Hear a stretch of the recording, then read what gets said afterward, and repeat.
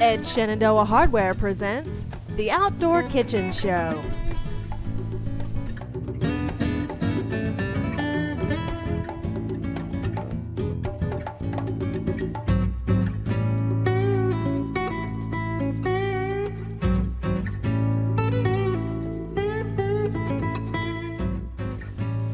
Come with us as we explore a little of everything in South Louisiana.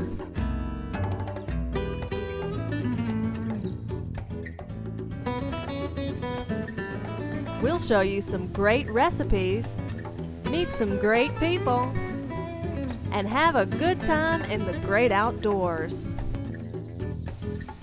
So come on and let's see what's cooking in the outdoor kitchen.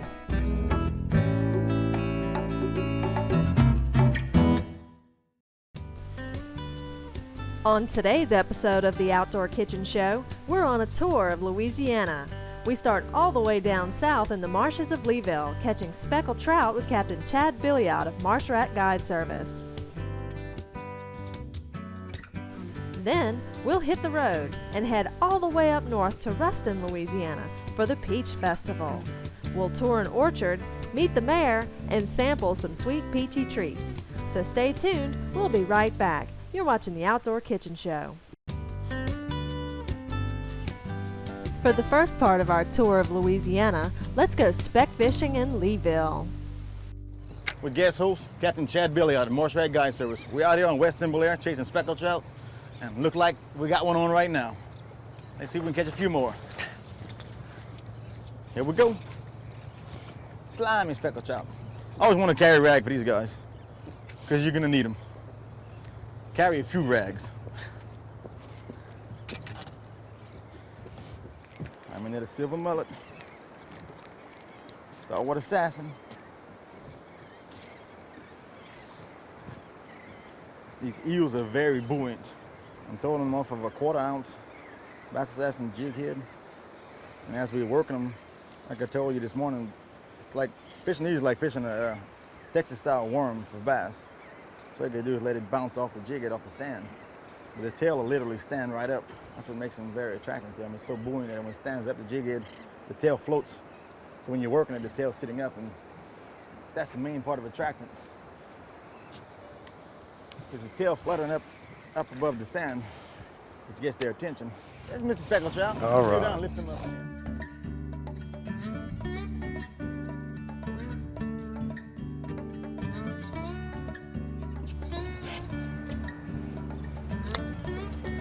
Kind of a thinker pan. Yeah. Oh, decent one. Decent one, making a lot of ruckus out there. Shake him, Mr. Shakerhead.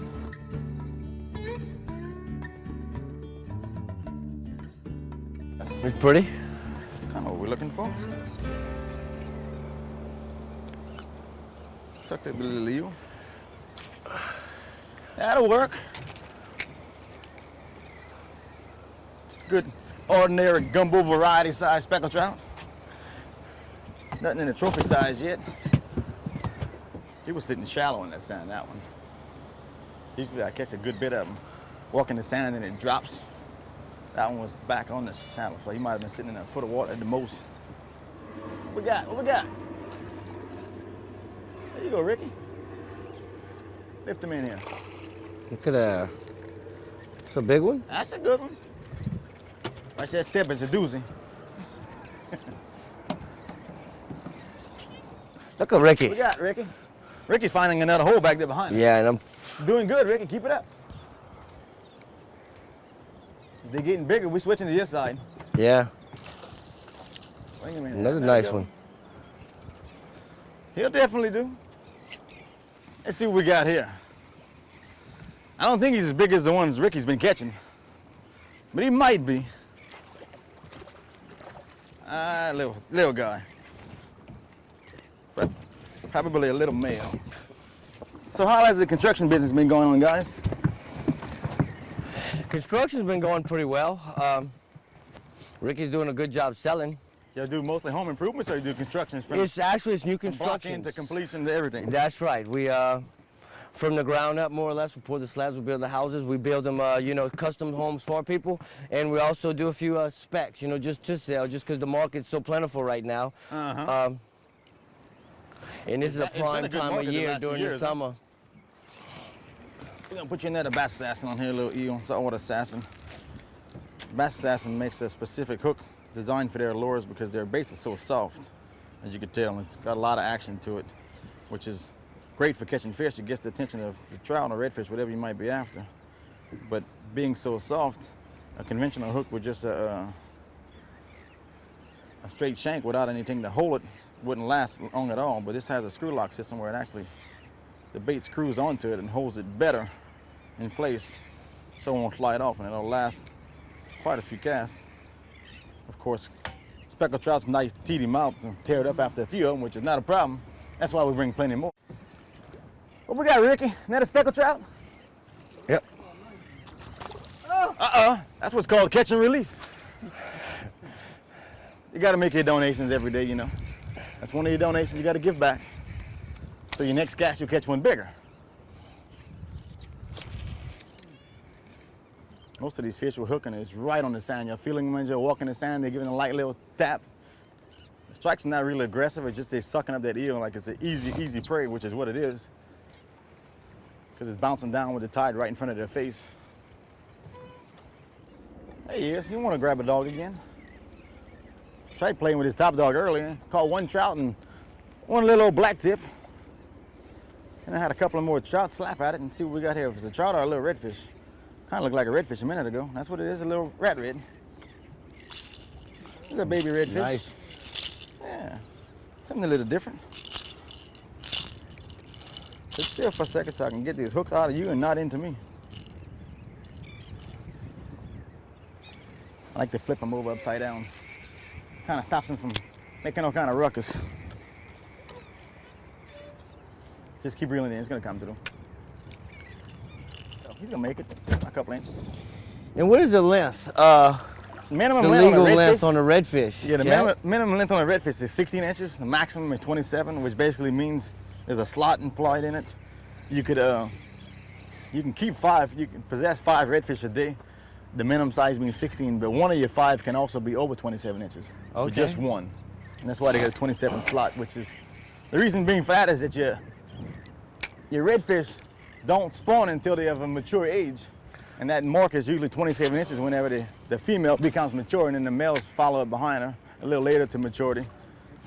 So that's the breeding stock that they want to protect is the big bull class who does all the spawning.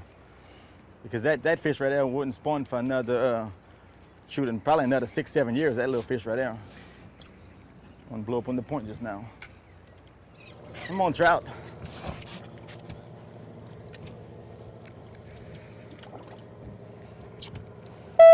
Trying something a little deeper here. We pulled off the beach about a half a mile, fishing this noisy little satellite that keeps bumping off on us. Working our eels in about 12 to 13 feet of water and getting some strikes, and I'm just missing them. Ricky landed one a minute ago, about a pound or so.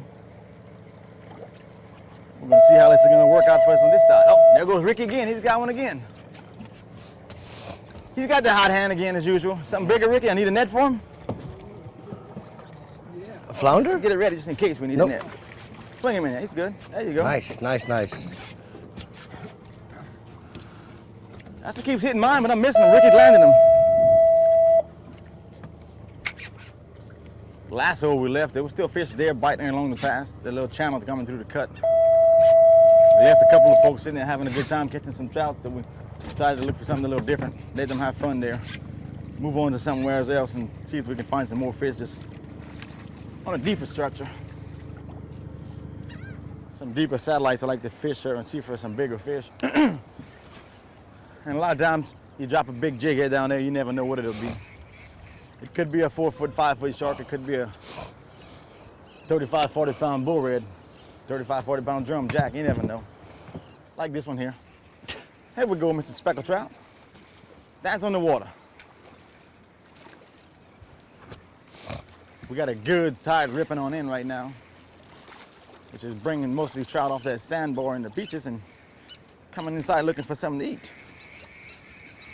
Another decent sized speckled trout to go into the kitchen. You missed? Guys, after this, we're gonna send y'all to the kitchen to go see what Marissa's cooking. Maybe some of this, maybe something else. We'll find out. Thanks, Chad. When we come back, we'll see what's cooking at the Ruston Peach Festival.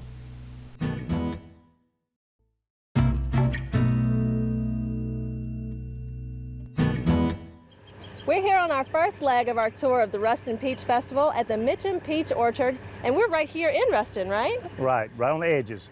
Y'all, this is Joe Mitchum Jr. He's the owner of the orchards here. And how big is your facility? We have about 140 acres in production and another 30 or so acres of young trees. Okay, what does it take to process your peaches? Well, of course, we start picking early in the morning, about 7 o'clock each morning. When they bring them in from the field, we run them through a hydrocooler bath. It chills the peaches, and that helps firm them up and makes them last a little bit longer. And then we run them through equipment that defuzzes, washes, we grade them, and then we hand box them. So it's very select, very labor intensive, but then all the process we do, they're very clean peaches. Okay, but it's a very family-oriented business here, right? Right. My dad started actually planted some of these trees back in 1947. Okay. And I'm the second generation, so it's my mother's always helped and been involved. I have my daughter running the peach store, so right, it's family-oriented. Okay, now tell me a little bit about what you offer in the peach store that people can come in and buy and bring home and cook with. Okay. Well, we offer several processed items. We have peach salsa, peach jam, peach syrup, peach jelly, and then we have mixes like cobbler mixes, crisp, different royal peach, like a banana foster. It's a cinnamon sugar that you put on peaches with ice cream. So we have several things that are already processed. And then some things you can bake with. Now, y'all, we're going to be having a peach cobbler cooked for us later, and I'm going to see what I can get Mr. Joe to let me bring home, see what I can cook with in our kitchen. And thank you so much for our tour here. This Glad to have you here today. Beautiful place, and if you're coming to Ruston, it's just right outside the city, and it only took a few minutes to get here. This is really We're nice. actually about 3 miles from the interstate is all. Yeah, and it's gorgeous out here, y'all. Make sure if you're coming to Ruston, you stop here at the Mitchum Peach Orchard. The next stop on our tour is Railroad Park, the festival site, just a few minutes from the orchard. Hi everyone, we're here at downtown in Ruston for the Peach Festival, and with me are Sandra Hart, who's a sponsorship coordinator for the festival, and Mayor Dan Hollingsworth of the city of Ruston. Now Sandra, tell everybody a little bit about what you have here at the festival. Right now this morning we have Kids Day in the park. It's from 10 to 2. We have all sorts of free things for the children to do, plus we have a petting zoo. Okay. We have a rock wall, bungee jump. We have a lot of new things this year, and the best thing we have is sunshine. Oh yeah, it's a gorgeous day Yes, today. It's a little is. warm, but we don't have the humidity up here like we do in Baton Rouge, so it's not too bad. Right. Now Mayor Hollingsworth, I understand Ruston is a lot more than just the Peach Festival. Absolutely. Ruston is home of Louisiana Tech University, a university on the grow with a wonderful student body and great leadership, and it means so much to our economy. It's a great place to retire to. It's a great place to live. And we want to invite everyone to come and visit and enjoy the Peach Festival, but also consider moving to Ruston. Bring your time and your talents and your business here. You'll be appreciated and you'll grow along with us. Now our viewers also enjoy doing some fishing. I hear Caney Lake and Lake D'Arbonne are some great bass fishing areas. We have 3 great lakes within 25 miles of Ruston, and lots to do here, a lot of sports activities, the 2 universities, and it's a great place to live. So there you go, folks. Ruston is more than just peaches, and if you missed the Peach Festival this year, they still have lots of events for the rest of the year. So y'all come on out to Ruston. Now folks, we're here at Townsend House near downtown Ruston, and they sponsored the Peach Cookery Contest. I'm here with Kim Birch, and Kim, how did the contest go? It went great. We had a good turnout, had some great food, had some great judges. It was wonderful. What was the grand prize winner? Well, we had 2. We had one in the youth division, and it was Katie Bryan for her pie, and we had Glenda Dugdale for her cobbler in the adult division. Okay, what was the most different thing that was entered this year? Let's see, there were some meat dishes that were pretty interesting. I've never cooked peaches with meat, so I thought that was kind of neat. Yeah, and I saw one that looked like a salsa with some blackberries and stuff. Well, they had some really good-looking stuff in there. Now, Kim, tell us a little bit about Townsend House. Well, Townsend House was built about 1890, originally as a parsonage, and years ago, Vienna up the road was the hub, and Ruston was not. And Mr. Rust donated land to the Baptist and donated land to the railroad to get people here. And so this part was donated to the Baptist, and this is where they had their parsonage. Okay, and this is why we're here today in Ruston, That's because right. it's just grown up around it. Well, Yeah. great. Okay, and what do you do here? I'm a owner of a gift shop with Okay. the emphasis on bridal registry. We've got all the dishes and Some beautiful stuff in there. girl. Oh. And we've got home decor and Candles. gardening, and of course you see throughout the yard art, that kind of thing. Yeah, lovely stuff here. And in front of us we have some gorgeous peaches from over at Mitchum Orchard. Now y'all are having a little grower show here We too? had a grower show. Thompson's Peach Farm was here as well, and they won the best display peach and the sweetest peach, and Mitchum's won, what was it, the best overall, or Yeah, these are huge. Look at these no, things. the biggest peach, the biggest Oh peach. yeah, these are great. Yeah. Well, what is your favorite part of the Peach Festival? The people. Yeah, having everybody come in. I'm a and- people person, and I enjoy seeing all the different people.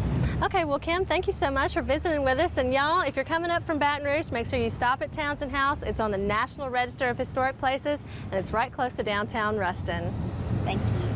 Well, since a peach cobbler won the grand prize for the peach cookery contest over at Townsend House, I figured while we're in peach country, we'd have an expert show us how it's done. So we're here at Maxwell's Restaurant at the Ramada Inn on I-20, and Deneen Stringfellow is going to show us his peach cobbler. Okay, now we're here in the kitchen at Maxwell's Restaurant in the Ramada Inn with Mr. Deneen Stringfellow and Christine Robinson, and they're going to make us up the peach cobbler. And y'all, I saw some really good stuff on that buffet out there, so I'm going to go check that out while y'all are in here showing everybody how it's done. Today we're just going to get started, and Christine's going to start with the dough, and we're going to watch her do this. Okay, Christine, let's get started. Now what she's doing right now, we have to sprinkle down some flour so that the dough won't stick to your hands. And once she get the flour down, now she has made this dough up, and this dough consists of, I think we have 2 cups of flour, and we have oil and butter and just a pinch of salt. And you take that and you mix it together real good, and you make a big ball, which is what she's done. Now she's taking her time, and she's going to spread this dough out. Now you may wonder why she's sprinkling flour on the top, because you don't want the top to get sticky either. And then she's going to roll again. The key to a good cobbler is with the dough being very thin. You must roll it out very thin. If you don't, once you cook it, it's going to swell. So you don't want it to swell up in someone's mouth. So you want it to be very thin as she's rolling it out. Actually, pretty close to paper thin. And she's rolling the dough around the pan. Now, she's doing that, and Christine, if you'll show them just a moment here, she's going to show you why she did that. Now, while she's finishing up there, I'm going to go ahead and pour the ingredients, which has already been made. Now, this has been made with fresh Mitchum's peaches. And in here we have nutmeg, and we have cinnamon, we've got flour, and we've got butter. We put a teaspoon of peach brandy in the cobbler, which gives it a very good flavor. Now, you have to worry about the alcohol. It is all cooked off, but it gives it a very good flavor. Okay, and now Christine is going to show you why she's rolled it up on the pan. See, this way you don't have to pick it up with your hands, and you see how easy that roll over? Very easy, very nicely done there. Now she's going to cut this to the size of the bowl. And the thing that makes us, I think, a little special is that it is homemade. It is made from scratch every day, 7 days a week. If I had to tell you 3 items that Maxwell's Restaurant are noted for, number 1 would be for our homemade peach cobbler. Number 2 would be for our home-cooked fried chicken. And number 3, our hamburgers. We have the best hamburgers in Ruston. Now she's going to take a bit of butter and pour over the top. This is so that the crust will not dry out, and it'll be nice and tender and flaky. It helps the flakiness of it. And she's going to spread it out.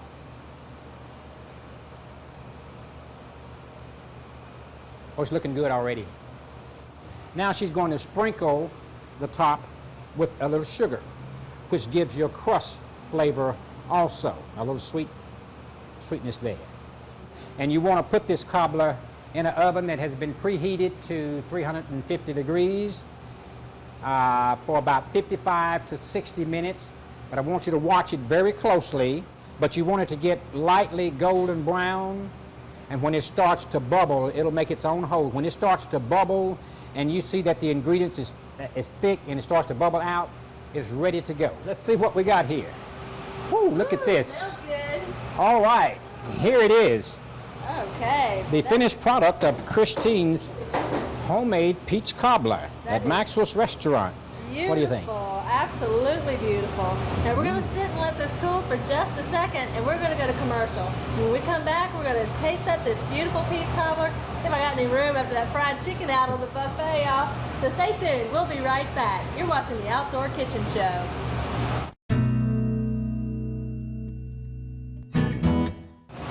Welcome back, y'all. We have been having so much fun in Ruston at the Peach Festival, and today we're here at Maxwell's Restaurant in the Ramada Inn right on I-20 with Mr. Denise Stringfellow and Christine Robinson, and they have made us up this beautiful peach cobbler. I cannot wait to taste it. Let's get this dished up and give it a taste test here.